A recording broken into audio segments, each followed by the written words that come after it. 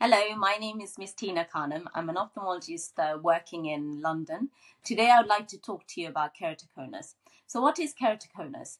Keratoconus is a condition where the front of the eye, the cornea, I'll show you on this model.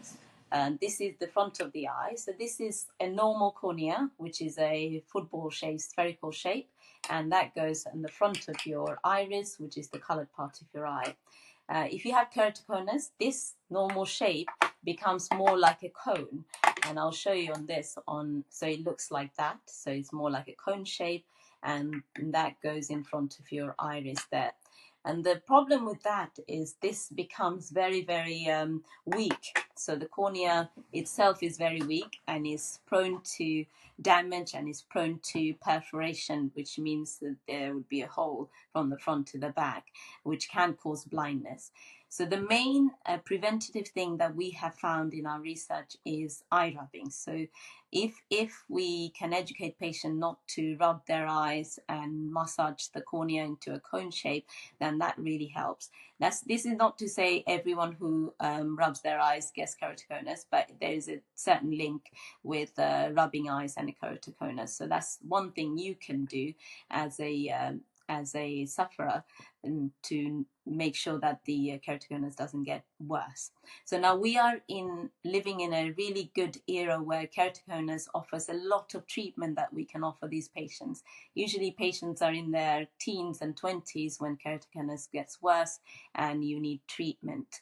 So in terms of symptoms, what these patients will find is that they are frequently changing their glasses, their prescription is changing often, their astigmatism is changing often, and they are not able to manage their vision with a rigid contact lens that doesn't sit very well, because on a cone, a contact lens would not sit as well as a spherical cornea that I showed you earlier.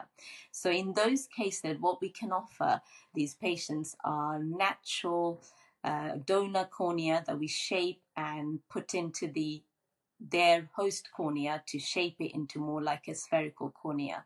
And these are called CAIRS. These are corneal allogenic intrastromal ring segments that we can put in. Previously, CAIRS got a really, Intacts got a really bad name because there used to be synthetic material that caused a lot of problem in host cornea of the patient, and they will get stromal melting and there would be problems. But with this natural cornea donation and this natural cornea embedding itself into the host cornea, we have seen great results. So that's a really exciting area of treatment that we can offer. We want to make sure these patients last on these kind of treatments for as long as possible, so they are avoiding and needing corneal transplant for as long as possible.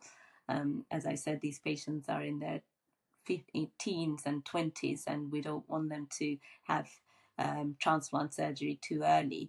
As you know, transplant surgery has its own host of problems and it doesn't last forever, so they may need repeated surgeries.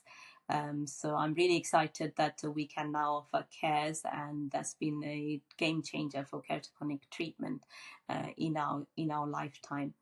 So that's in a nutshell what keratoconus is and what the symptoms are and what treatment we can offer so far, and what kind of patients are likely to suffer from keratoconus. So if you are interested, so I would seek out qualified surgeons by looking at surgeons who deal with keratoconus and deal with these kind of patients and do a lot of these procedures, and you'll be in good hands.